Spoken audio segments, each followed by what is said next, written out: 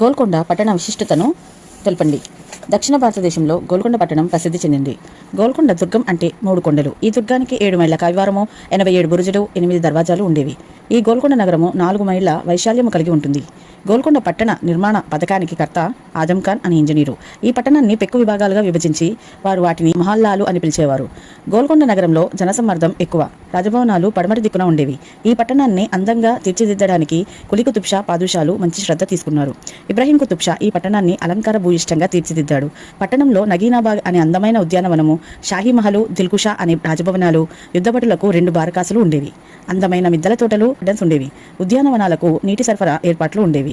20 అడుగుల చుట్టుకొలత కల దొడ్డ బాల్బోవా వృక్షము, దానిలో పెద్ద తొర్ర ఉండేది.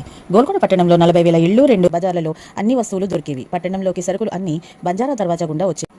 ఉమ్రావులు దర్జాగా డాబుసరిగా నగరంలో ఊరేగేవారు. ప్రజలందరూ భోగలాలసులై ఉండేవారు.